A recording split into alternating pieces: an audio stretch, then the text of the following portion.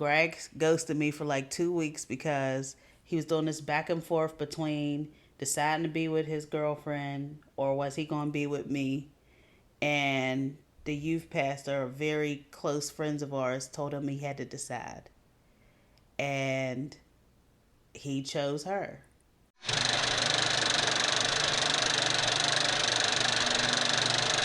Ready? Don't look unnatural. Huh? You alright? Well, the couch is high. Yeah, because you look like you slouching in the camera. Yeah, I'm not But that's trying just how to. the couch, the couch is Ain't really nothing you crazy. can do about it. Yeah. Okay. Alright, here we go. Hi, my name is Cachet. And I'm Greg. And this is our love story. So we have been married for 14 years. We've been together for 15.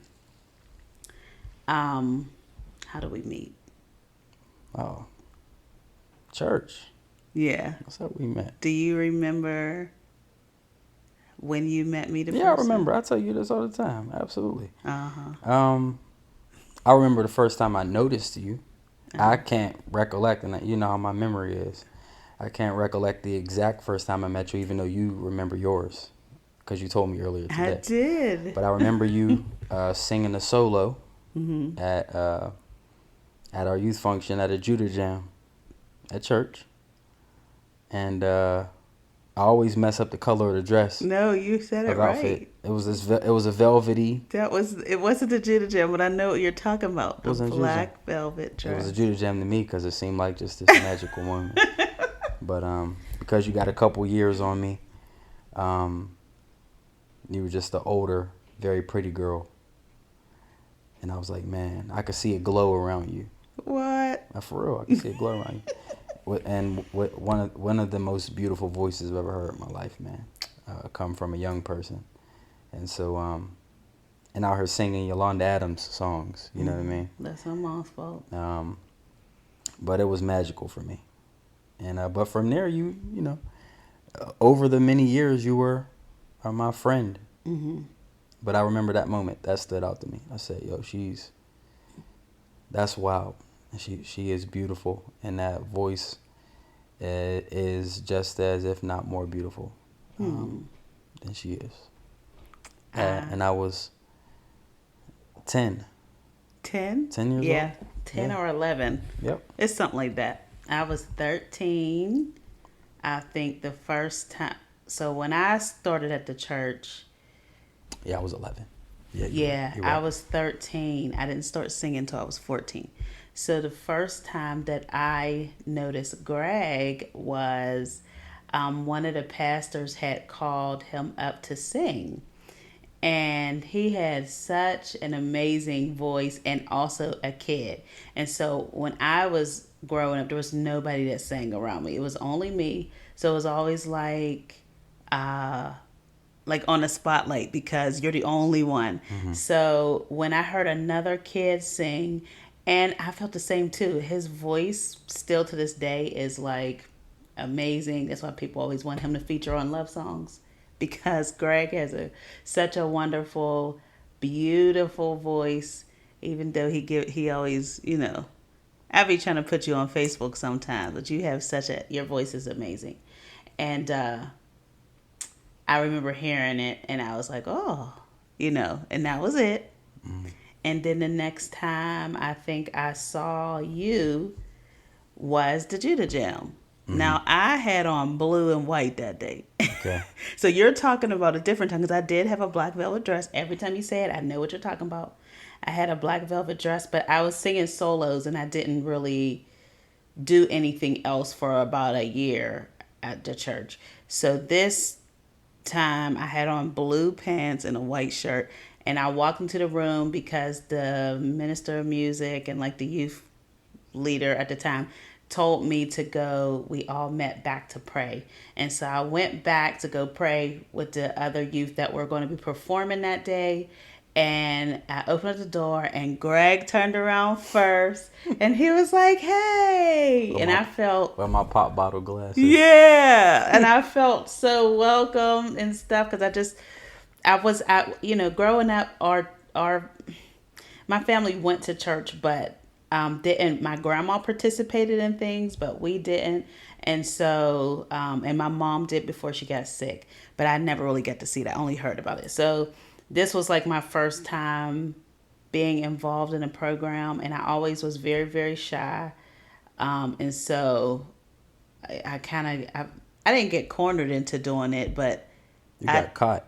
I got You caught. got caught singing in the circle. And I feel like it was like a divine thing. And so I sang that song. And I remember I opened up the door. It was a classroom. Y'all was all sitting down at the tables, remember? And No, I don't. No, you know I don't. Everybody was sitting down. We had the steppers and there was rappers and there was all this stuff. And I opened up the door and you were first to say hi to me. And I remember that. Ain't that wild? Uh-huh. The person that in that You're moment gonna as marry. a teenager, God has a plan for that. Crazy. 15 years down the line, 10 years down the line. No, It was about more 15 than years. that. Yeah. Yeah, it was, for me, it was Because we got together. 10 years. Yeah. Because if I was 11, we were 21 when I was 21 when we got married. Because we were dating and I came to visit you for your 21st birthday. Us getting together was different than, so that was not like how we got together though. We definitely like grew up in ministry together. We sang together on like the worship teams, and we were a part of like the youth department together. But I remember Greg, first time that I noticed you was by accident. And we were riding with a friend, and I said, let's go and look around for cute guys. And we were driving, and this is when everybody was first getting their license, and so we had the youth, I don't know if he's a youth pastor, he had a youth leader's car, and we were driving through Mount Oliver, and I said, oh, there goes one, and it was him. And she was like, yeah. And then I was like, oh, let's make this clear, because you threw the little. I don't want our listeners to miss what you said here. What? Y'all was driving around looking for cute guys. Yeah. And that led to there goes one. Yeah. Okay, all right, because people can miss that point. So What? you saw a cute guy. But I didn't recognize it was you And at that was first. me. Yeah. And I was like, and when I saw that it was, well, he was coming from a girlfriend's house at the time. I was. So when I saw that it was Greg, I got like grossed out. I was like, oh, get in the car, because we knew he was going home. Like, and so we called you, he was waiting for the bus. He was out visiting his girlfriend. And we were like, and I was like, get in the car. And then y'all didn't even stop for me just because I was who I was. Y'all stopped for me because y'all thought I was. No, we didn't stop because we thought you were cute. Oh. I said, there goes a cute guy. Oh, y'all was just pointing cute guys out. And then I noticed it was you. And then I told you, get in the car. We drove you home. Yeah. I remember that. I recognized all these years. I was always doing stuff for you, and I didn't recognize. Like, remember, I bought you 2 ties at some point. For the worship team. Yeah, I did. Yeah. I was like, but it was because he was like a cool bro. And I was always the dude with wrinkled clothes on the worship team. Geez. Didn't have the tie to match the coordinating outfits of the squad. Yeah, whenever we were doing, we had to wear colors. And so I was at Burlington one day, and I was like, I'm going to get Greg this tie. I think you still have it. I probably I think you do. Some, there's stuff that I got you over the years that you don't, but I feel like you might still have that tie. Yeah. But, yeah, I said get in the car. And you were like, oh, all right. You had no idea what had just happened. I was grossed out. She didn't say anything. She just was like, oh, that's Greg. That's what I said. Like, oh, get in the car. You got in. We drove you home. That was it.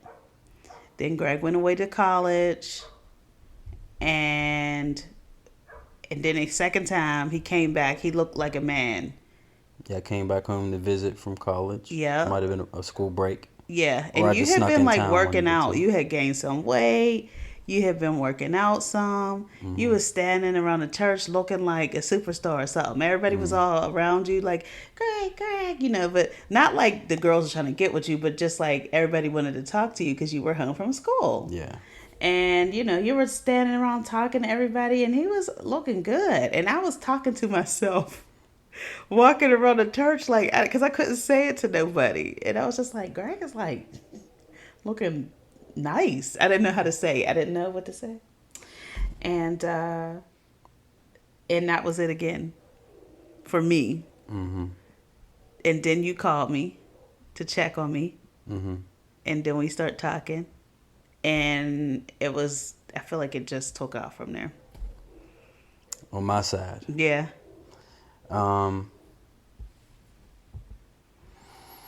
Where do I begin? Well, we already captured when I first recognized you. I was always in relationships. Always.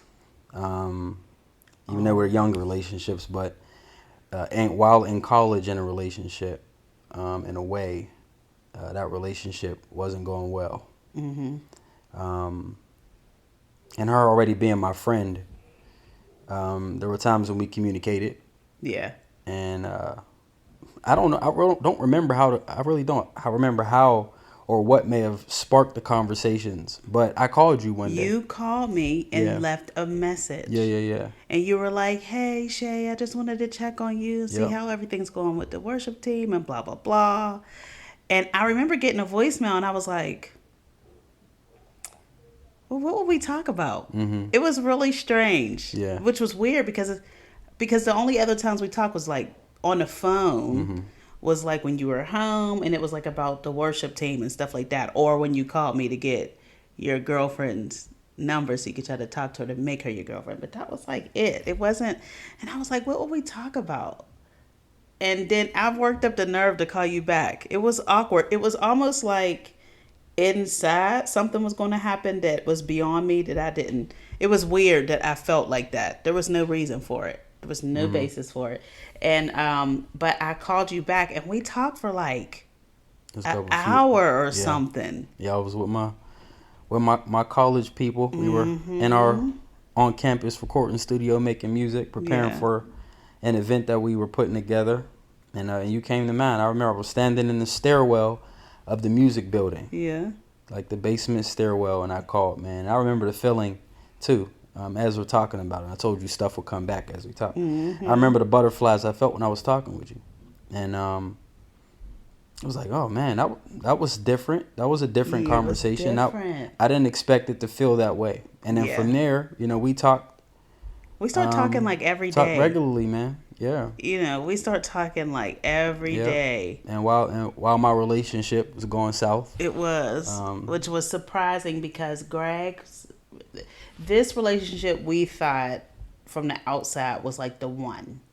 And so we growing up, I didn't recognize that you were a lot like me, like wanting to be married and stuff. And so there were certain relationships in our youth groups and stuff that seemed like this is going to go somewhere. And so y'all relationship seemed like that too.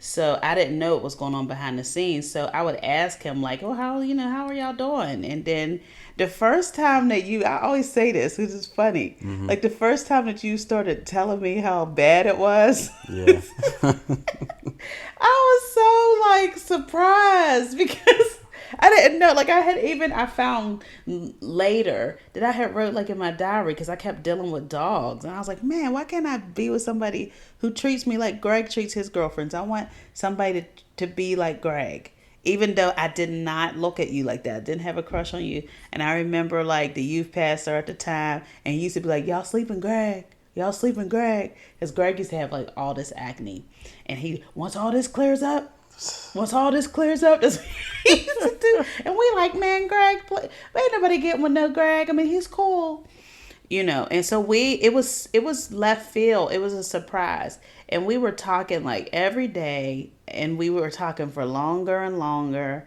and then he came to visit. It was you came home for Christmas break. That was the first time he came home for Christmas break. And, now I have heard that his relationship is horrible and everything's bad.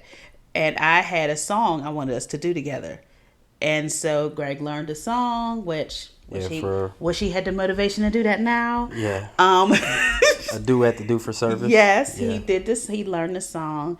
And so we were practicing it. It was cool. Things started changing just a little. But I think we went to a concert with the whole youth group, And I was feeling something, but didn't really know how to say anything because I didn't, you know. And he brought his girlfriend, and that was awkward. And that shouldn't have been awkward. There was no reason for it to be awkward, but it was awkward. I don't know how anything ended, but you text me at the end of the night because I was upset. But again, I didn't have a basis for it. There was nothing, you know. And you text me at the end of the night like "Good night, beautiful" or something, and I was like, and I didn't really know how to respond, but I did. I was like, "Good night, handsome." Like, but it took me a minute to like respond, and so then I was like, "Did you want to go grab something from Tom's Diner?" And you were studying for a test or something, you couldn't, so we didn't. And then that was that. We did the song, blah blah blah. Stuff kept being awkward. I needed a ride somewhere one day. Your sister asked you. Yeah, well, you need a grocery shopping. That's what you need. There was all these like, we had a lot of interactions where things were happening that we didn't really acknowledge yet. Well, you can see the setup was happening, man. It shows like you really couldn't create the story. It's something that somebody would probably write in a movie in hindsight after experiencing it, but it really shows how God really kind of set it up. We already had a relationship. We were friends, which we know and we believe is a key principle for a relationship. So us being able to communicate and talk and have fun and bust it up. You were always hanging with my brother and sister all the time, even going to my house when I wasn't around. I was always with your sister. And so that wasn't abnormal. You know, the relationship was already there, but it was the awkward feeling was something's happening here. Yeah. And it was God, I believe, knitting us in a way where that relationship is being built. Yeah, and it was like things were being. It was like being unveiled. I don't know how to. So that's a good wording. Yeah, it was like little at the time. It was so weird that I didn't even know how to tell my friends I liked you because you were so around so much. I'm like, everybody knows this is. I thought I was desperate. I said, okay. You are getting desperate now. I don't know. So when I told people that my friends, my close friends, that I liked you, they were like, oh, you know, like, he's cool. I thought you was going to tell me something crazy. No. So the moment that I started to feel like you were the one, it started with the fact that I had like 3 dreams that we were going to get married. And I kept waking up like, what? And if you have ever watched any of our former anythings, you would know that I dream. That is a way that God communicates with me a lot of the time. And so I had 3 dreams that we got married, and I didn't know like what to do with that. I was like, okay, God, like that's weird. I didn't, you know, and I feel like time had progressed. Greg ghosted me for like 2 weeks because he was doing this back and forth between deciding to be with his girlfriend or was he going to be with me. And the youth pastor, very close friends of ours, told him he had to decide. And he chose her. And so he stopped. Now, we were talking every day for like long period of time. Like, I feel like it was a couple months of like every single day we talking. And he stopped talking to me, and it was weird. And I was arguing with God one day in the store. This is weird unless you like. And I kept feeling like I should call you. And I said, he got one more time. And if he don't respond, that is it. I am not. And I text you. And you responded. Mm-hmm. And then we started talking again. And so it really started really settling into like, I think this is something. And then on the phone, we became official. Mm-hmm. And that was kind of like between the dreams and just, I'm a person who I feel like God allows me to feel when things are settled a certain way. So I accepted it immediately. You were not the same. So if the question is, was it love at first sight? We can answer that question. Well, we already said, but the question is, how did you know that I was the one for you? Mm-hmm.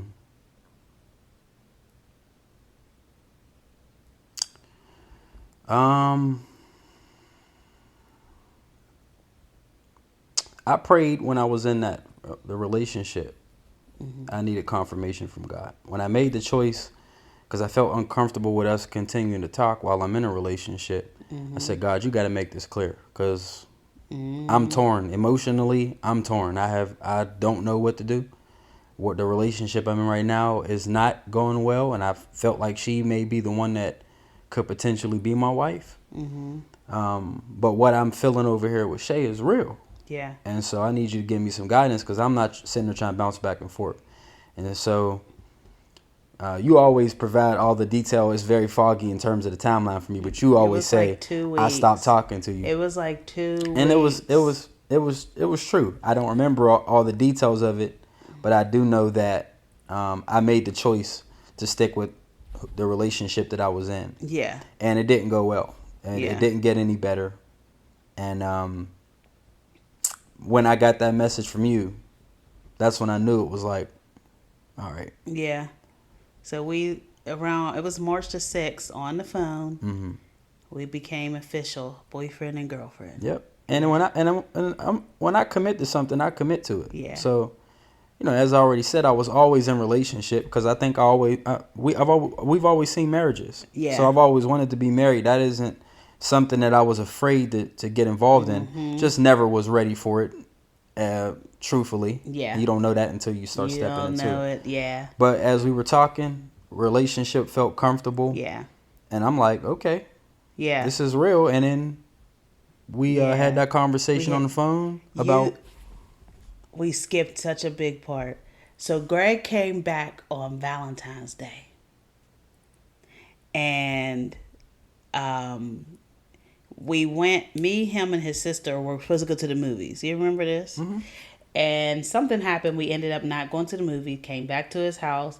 And then we had like a slice of pizza or something. And then he took me home. And he was waiting. You came back to surprise your girlfriend. Mm-hmm. Oh, we had letting out all the secrets. And, but we told this story before. He dropped me off, and he came to my house, and we started talking we started talking a little bit, and I offered you some Kool-Aid. Mm-hmm. Then his phone beeped, and it was your girlfriend. And you were like, all right, I gotta go. So you gave me a hug goodbye. And this part is still foggy. No, it ain't. It is. You always got areas that's foggy when you wanna have plausible deniability and everything. No, it's very clear to me. So Greg said, did you say it to me first? Greg said to me, I smell good. You know that sounds like something I would say He said, first. oh, you smell good. I said, you smell good too. Uh-huh. And it was like a movie. It was like a movie. Something happened, and we kissed. And it felt so natural. Mm-hmm. And Greg panicked immediately. Mm-hmm. He was like, that can't never happen again. I'm with who I think I'm supposed to be with. Mm-hmm. That nobody can ever know that this happened. Blah blah blah.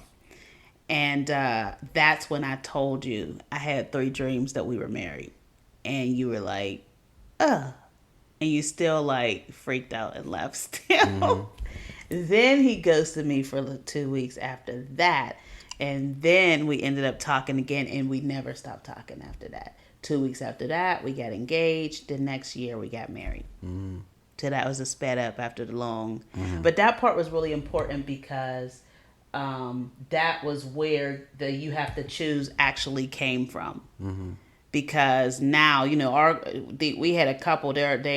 They're still very close friends, and so they knew. Nobody else knew what was going on. Mm-hmm. And so he was like, "Bro, you can't do this. You got to decide." Mm-hmm. And you decided for a minute. So what was your picture of marriage growing up, and How did it shape your mindset going into marriage? I'll go first on this one. Mm-hmm. As I said, I've always seen marriages. Mm-hmm. I've grown up I grew up in a 2-parent household. My parents got married when I was about You always say 8. 10. Okay. It was 95. Okay. So I thought you were when 10. I was 8. No, I got married in 95. Yeah. Yep. And so I've always seen marriage. Mm-hmm. I've always had a present father.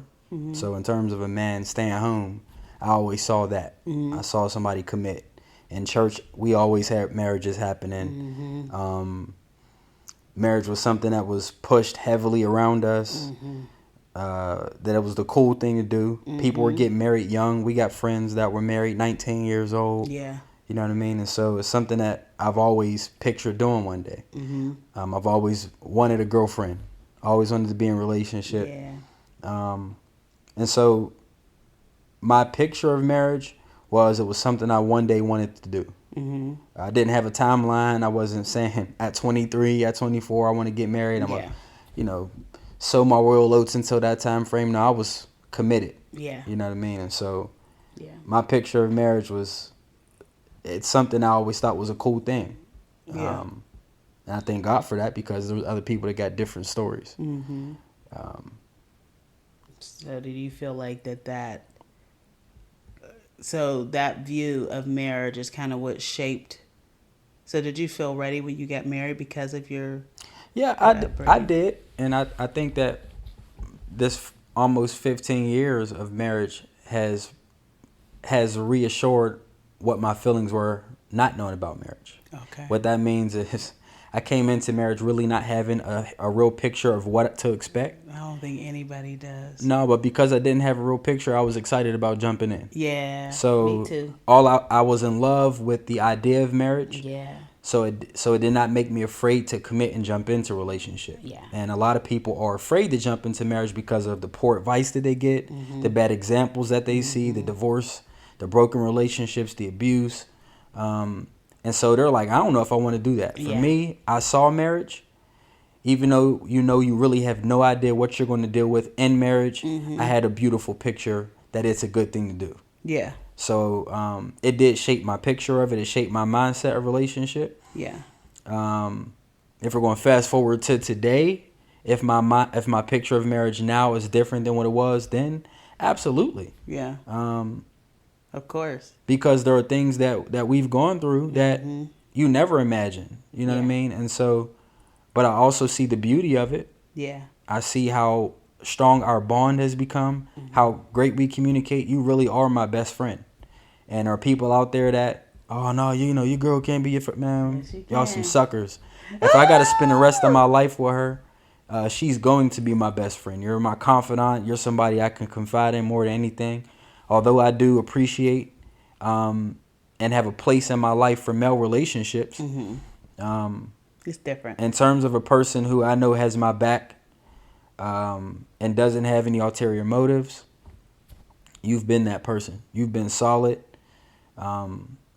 You push and extract stuff out of me that I never could have imagined. And so that's why my picture of marriage now is completely different, because a guy coming into marriage, you never know that this woman you can get with that can turn you into a superhero. Yeah. You know what I mean? Like, That's good. I came into this thing as Clark Kent, and now I'm walking around every day as Superman. And in those times when I start wanting to climb back in the phone booth and put my Clark Kent outfit back on, you're quick to say, dude, put that cape on. Yeah. Like, you forgot who you were. you got to know who you are, man. Yeah. There's somebody that needs saving, Batman, and the symbols up in the sky. That's good. Gotham City needs saved, and that's what you've always been. That was I good. did? Yeah. Oh, That's okay. good, though. I just wanted to put it together. For me, growing up, I saw marriage. I don't know if it was the best picture of marriage, but I feel like I fell in love with the idea of marriage too. It was always the only thing I ever wanted to do. I wanted to get married. I wanted to have kids. I didn't think I'd have this many kids. I don't think I had a number of kids, but it wasn't 5. I can tell you that. It was definitely not 5. I ain't a number either. Yeah. I feel like it was just like, I want kids. And me and my mom watched a lot of soap operas. My mom was a lot like a big sister, a little bit more than a mom. So she told me a lot of intimate things about her relationships, her marriage to my dad, and stuff like that, which could have shaken my thought about marriage, but it didn't. There was just something inside of me that was like, I just deeply desired to be married. I cannot explain it. It had to be a God given thing, and it makes sense because of what we're doing now. It was such a great desire. And after a while, I started to be embarrassed at one point because my friends were all wanting careers and all this stuff, and all I wanted was to be married and have kids. I didn't have any career ideas really. I made up stuff, kind of like, well, maybe I could do this, but I wanted to be married more than anything. And my Barbies would always have big, large, elaborate marriages. I would also have big, large, and I would go through the whole thing. And my Barbie doll would get married, they go on a honeymoon, they get pregnant. They have like I had a whole, we have a baby shower. Like I always had a plan in that way of how I wanted it to be. Marriage changed me in a lot of different ways. There's so much that you think you know that you don't. And it's hard because people try to tell you, and you're all in the euphoric stage, and so you're just like, oh no, not me, I'll be wonderful and great, and no matter what happens. I always have to do that voice because that's what it's like. A fairy, it's like, Mm-hmm. I will always be by his side, I will always, you don't know, you have no idea. And nobody can really, it's a thing that you can't really prepare for, in my opinion. But I feel like the biggest things with marriage is it, for me, how it changed me was that it caused me to evaluate myself a lot. Mm-hmm. Marriage really was like a mirror. Oh, that's good. Yeah. I did not know how trash I could be as Oh a man. human being. Like, woo! I did not know some of the mean things I could say or do in my frustration. I did not know that I was carrying anger and insecurity and just so many things until I got married. And at the same time, for the good, I did not know I didn't know the giftings that I had to help as much as I know now. I did not, I'm still seeing and learning the space I have in this world. But it all started with marriage.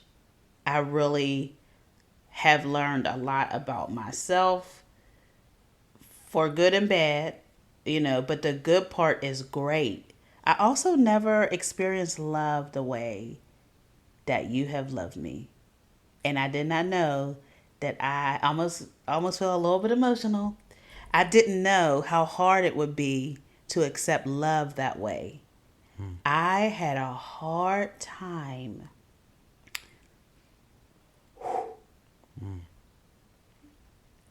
It's difficult to talk about because when you grew up a certain way, you looked at men a certain way. My dad was present, even though my parents were not. They were divorced. He was around, and I was always around. My dad and stuff like that. I did not. I had a complex because of a lot of things growing up towards men, even taking on some of the things that I learned from my mom. And so when I got married, and we went through a lot of different things that you'll probably hear over time, or you may have already heard. To be loved so greatly was hard for me. It was hard for me to accept. I was so scared. That's why he would come home sometimes and I'd be like, I would just be feeling so much love and I'd be like, please don't hurt me. Because I was like, if anything happens, I will be destroyed. And I did not know how to let my guard down because I put up a wall towards being loved that way. It was just unfamiliar to me. And I didn't know, now it's taken 14, well, we've been together 15 years. So it's taken me 15 years to learn to lean in to being loved that way and accepting that love. And so for the good, learning that I'm worthy of that type of love and someone cheering you on through whatever, someone who loves you for the ugly as well as the beautiful, changed me. And I think that a person could be dangerous if they are loved properly. I really do, in a good way. Mm-hmm. Like there are things that I feel like I can do just because I know that you love me and you're supporting me. That's a powerful statement. Yeah, that I'm like, I feel like if people are loved properly, they can be such a huge asset in this world because they will not be operating in insecurity and things like that. You know what I mean? Mm-hmm. And so, the things that I recognized and learned about myself that were bad in marriage were also good, because then I had to learn I learned, and I'm still learning that just because these things are bad things that you picked up, you don't have to stay that way. It teaches you how to be a better person. Mm-hmm. And it's difficult, but it teaches you how to be a better person. And so I think that even though it was bad, some of the stuff like, ooh, you're trash, it was for my good. It was for my good. Was there ever a time did you think we wouldn't make it? No. No. No. No, never a time. Greg? You've gotten on my nerves a handful of times. I've had to walk around the block, sit on the steps. More than a handful. But I can honestly say, and a lot of guys that'll say it, I can only speak for me, that divorce was never an option. Walking away was never an option. Even before we started having kids, walking away was never an option. And then you add our children to the equation, that right there solidified it for me as a man. I have too much to lose. Yeah. To walk away from this relationship. It isn't just me and her anymore. Now I got children, and I'm not staying just for them. Yeah. I recognize that me leaving creates a tear in not just our relationship, but leaves an imprint on their lives that they may never be able to recover from. And so I think that was just a part of my maturation process as a man, recognizing the responsibilities and the blessings that God has given me to be a steward over. It ain't never been an option.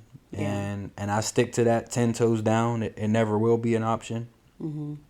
No matter what level of fire we go through. Yeah. Some fire we'll feel and some fire we won't.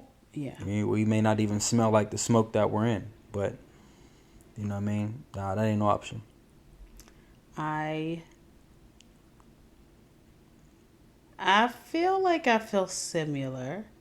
I do think we've gone through some things that were so difficult that I didn't exactly know how we would get through that. Mm. But I don't know if I can really say I didn't think we'd make it, even through the worst thing that we went through, in my opinion. I still didn't feel like that was the end. I just didn't know how we would get through it. Mm-hmm. I didn't know how we would get through those different situations. But I also do feel like, I don't think even in the time that I threw out, and I only said at one time, well, maybe we should just get divorced. I don't think I really meant it. I felt so strongly about what I was upset about that I was like, I wanted to get your attention because I was really desiring change.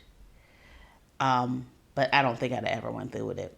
How many people have made that choice based off of that same type of emotion? Just desperation of a change, desperation of the person, understanding where you are. But I can't imagine my life without you. At all. I was like, God, I always pray for God to give us a long life together and can we die together, like the Notebook. Like, okay, honey, good night. See you on the other side. As old people. I know everybody prays that, but I do. Because I can't imagine living without you. I don't want to live without you. And I don't want to be with anybody else. And I know people, when the spouse dies young or whatever, and they be like, she would want you. No, she would not. No, I wouldn't. I would not want you with anyone else that wasn't me. So don't, y'all heard this, but I don't plan on nothing happening. I plan on being here like my great grandma still here today. And she's 91. But I wouldn't want that. I'm just telling you. I wouldn't. I get angry when I think about it. Like, don't say that. No, I wouldn't. You go home to glory. I'm the last person you're going to be thinking about. You up there just not thinking about little old me. Please. All I'm saying is I would not want me on earth. But I don't know. I don't know. I think that sometimes when people come to a place like that, if they're young and that happens, I get why that could change. Yeah. And them being like, I don't want you to be alone. But I don't want that. We just have to die old together. I want us to be grandparents together, maybe great-grandparents together, and then we go on a cruise somewhere, and then they found our bodies like they died doing what they love, traveling. We just died laying on the beach and on some. They really died doing what they love. They was on the beach somewhere. They could bury us right there. What advice would you give a couple who is deciding if it is worth it to stay together?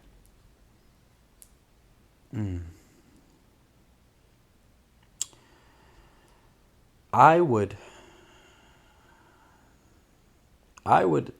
actually, my advice would be to evaluate and assess, is it worth walking away? Number one. Because as you already pointed out, when emotions are high, you only think the worst. Yeah. You only think from a selfish perspective. You think from a hurt place. If you're a victim in that situation, I would take a moment to my advice would be to step back and evaluate, is it worth it? Is this environment so toxic that I can't be there? Yeah. Because that's a thing. Yeah, and because all those pieces have to be considered. If I'm getting beat up, this isn't a conversation there's different levels to this. Yeah, it's not. But if we're just talking about a couple that's on that path of what society has labeled irreconcilable differences, which is really a way of saying we're getting on each other's nerves, or we don't see eye to eye, or quote unquote we're not compatible. Yeah. Which it could be. It could be, but I think that in terms of compatibility too, that involves the adjustments of marriage. Yeah, I do. So that's why I labeled that, because people coming into marriage with this perspective of what marriage is, and then you realize you're living with somebody that came from a different place than you, and now y'all got different lifestyles. Just because somebody doesn't close the cabinets or they don't pick their clothes up, you know what I mean? Oh yeah, you do not close the cabinets. See, we'd have been done a long time ago if that was a standard. But a problem. Yeah, but if those surface things were the standard for sticking in relationship, then it ain't gonna last. Yeah. You have to be able to say, okay, can I work past these things? Where can I adjust if I can adjust? And the things that you may put in the category of this needs to change, is where I think a conversation needs to be had. A conversation between the two of you. A conversation in terms of therapy, because you need a neutral party, somebody or some people that you can trust. And then ultimately, number one, it requires some prayer, man. I think it's important that we consult God on how to fix this institution that he created. Yeah. We try to fix a whole lot of things that we have not don't know nothing established. about. And if God has the manual and created the manual for how this thing is supposed to function for us, because everybody's journey is different, we need to consult God and ask him, I need you to show me. Yeah. Because as you already pointed out, marriage is going to expose all the flaws about you. Yeah. The areas that you think you're selfless in, but you're really selfish. The areas where you think you love well, but you don't love well. I think if a couple is willing to, and as we've been saying a lot often, is lean into those things, they may find some level of hope. Yeah. So that would be my advice for a couple. If you're in a tough space, if you can look at the environment that you're in, if it's not toxic to the point where somebody's getting hurt, emotionally abused, things of that nature, if there may be some room, requirement for you two to separate. Yeah. In order for this stuff to be worked out, you know what I mean? Yeah. All those things are necessary, but I think that you need to communicate. If you guys do have a way in which you guys can talk and have a conversation and try to hash these things out with each other, I also think therapy is necessary. And I believe that we have to include God, not as a last resort, but a first resort to help repair our relationship. Yeah, I agree. You took the words out of my mouth. I was going to say therapy. And another word that comes to mind is community. That's good. A safe community. Because sometimes you don't recognize that these are just kind of the ebbs and flows of life. And so there are things that just feel like there is no way that this could change. That is not necessarily true. You might need to be, if you're around other married couples, healthy married couples, who can say that's normal. You know what I mean? That's good. That's good. Because we don't always know when we get married, like what's normal and what's not normal. You know, sometimes it might require taking time off, couples retreats, therapy. Again, like I said, some churches have small groups, marriage small groups, intensive counseling. Yeah.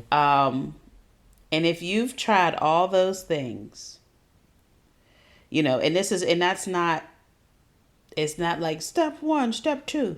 But if you feel like you've done everything you can, and I agree, prayer too. Every relationship's different. So you have to evaluate where you are. I agree with everything you said, because everything is different. If you're getting knocked upside your head, I would never say, "Yep, well, just stay." No, I wouldn't say that. But I also recognize that it has to be two parties willing to work. Yeah. If only one person is working, it is not going to work. You both might have to have a come to Jesus, sit down. Yeah. Do we want this or don't we? Yeah. That's good. Because this is supposed to be forever, but I'm not going to be miserable forever. Yeah. What are we doing here? And then going from there. Yeah.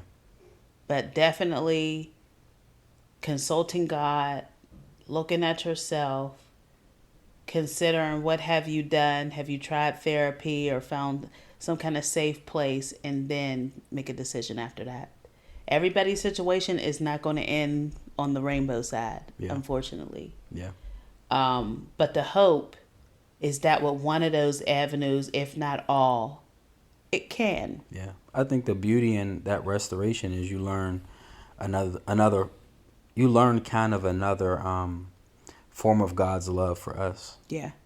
That's the beauty I see in a very, very broken relationship being restored, is to show how broken we can be, and God's still standing there with open arms.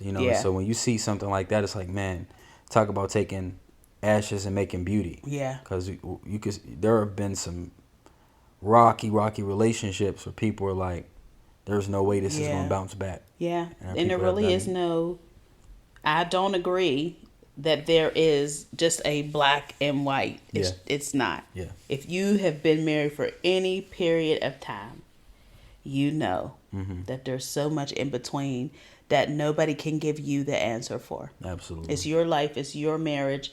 Your marriage is customized. Yeah, I got these controversial things in my head that I'm tempted to say because we know oftentimes in the church, we only give the free pass to do that under two conditions. Yeah. You know what I mean? Which are generally abandonment and adultery. Yeah.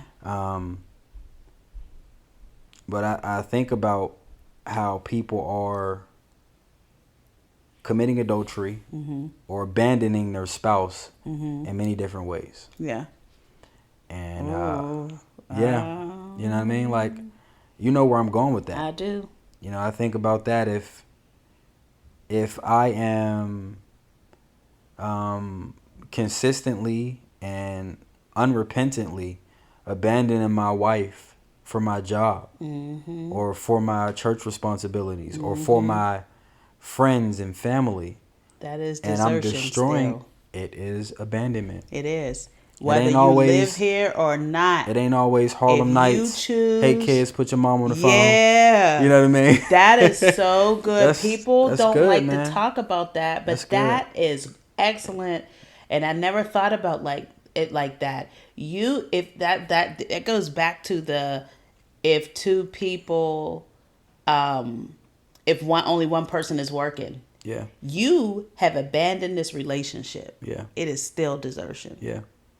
Yeah. And ultimately we know, because marriage is God's design, he would find beauty in the restoration. But as we've talked about, if one party is like, I'm not doing it, what do you expect? You know what I mean? Like, you've made a conscious decision to walk away from your commitment. Even if you say it and you don't do it, it's the same thing. Yeah. Because I could say all day long, I want to get a job. Yeah. But if I don't never apply for one, I ain't going to get one. Hello. You ain't going to have no job. So now let's end it on a sweet note. What is your favorite thing about me? Ooh, one thing? Golly. Favorite thing? We going TV mature? Do whatever. We going say whatever. PG. Say whatever you want to say. No. My favorite thing about you, oh man, you have the most beautiful heart. And you churchy people, the heart is deceitfully wicked and all that, man. Let's calm down and lean in for a second. The passion and compassion that you have for people around you, you are the most selfless person I know. Many times to a fault, because you will sacrifice your own well-being for me and these kids, for your friends, because I've watched you do that even emotionally. Take on the burdens of others, even in prayer. And it is extremely, extremely, it is admirable. It makes my heart swell, because it makes me love you even more to see how much you do. But even beyond the doing, I just see it in your nature. It's who you are. You know what I mean? I love your heart for me. I love your heart for our kids and for other people. I love to see you walking in purpose. I love seeing you do things that you're passionate about, from cooking to getting a revelation from the word, delivering a message to somebody, whether it's on the phone, on Marco Polo.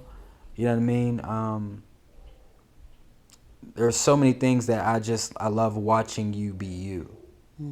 And I can say that with full confidence, because the flip side of that breaks my heart when I don't see you happy, and I don't see you feeling like you're walking a purpose. I know that when you're happy and you're doing the things that you're called to do, that's you. You know what I mean? I'm like, oh, I that's my metric. I see the glow around you, like I saw that 13-year-old girl singing on that stage. I still see that glow every day. I see it in you being a mom. I see the joy you get picking out clothes for your kids, surprising them with different things, and coming up with ideas for me for my birthday, and just being thoughtful. Like, I see the joy that comes out of you, and the giddy Betty Boop laugh, or Betty Rubble. Yeah, that's Betty the one Rubble, you not Betty say. Boop. Betty Boop is whoop whoop whoop. No, Betty Rubble. There it is, Betty Rubble. Yeah. That's the thing I love about you the most. This part is hard when you love someone, because you see so many great things. Um I This is hard for me too. My favorite one thing is hard. I think you also, we have a kid like you. You have a level of selflessness that that I don't think that people often recognize, but I see more and more every day. And I admire, and sometimes I actually get frustrated because of how selfless you could be sometimes, because I want you to think about yourself sometimes. But you're not only are you kind, I tell people all the time, even Greg's rudeness is still kind. It's not rude for real. Like, I know rude people. And that is not you. How it's like he is exactly the same. What you see when you see him is how he is at home. You are consistent in your behavior, how you treat and love me and the kids and people. You're consistent in your relationship with God. You're, even when you don't think you are, you're consistent in what you believe in. And I so admire how consistent you are. I admire that you have always, and I think that I recognized this like last year. I started going back over all these difficult situations that we have dealt with family, with church, with work. You have always chose me. Always. And again, I didn't I didn't grow up with that for real. Um and your willingness to change, how you listen, how you try your best to hear my heart and care about it, even if I'm not doing the same thing for you, is such a, like, I feel like, I remember we had a pod where you were like, I want my daughter to have somebody better than me. And I said, if our daughter finds a man like you, she has won. Our baby will be okay. And so my prayer has always been that my sons be a man like you, and that my daughter will find a man like you, because the level of consistency, the level of how you try your best. And one of our sons, I actually see it in different things with different ones, how they try to do the right thing means so much. There's a lot of people that would have gave up by now. I know I'm not always the easiest. I know that life isn't always the easiest, but you are always trying. You are always consistent. Your love has never changed. It's grown more. And now that I can accept it, I can see the love has been consistent. And I think that that's probably that's what my favorite thing. I know, even when you do something different, I love that. I know that already. I'd be like, this is Greg. But that is my favorite thing. You always choose our family too. Like, it's consistent. It really is. And it means a lot, because that was something that I got a prophecy about. The guy who I thought was the one, she said he ain't consistent. The man that you are going to be with has to be consistent. And God knew exactly what he was doing, because that's exactly how you have always been. And I love that about you. I do.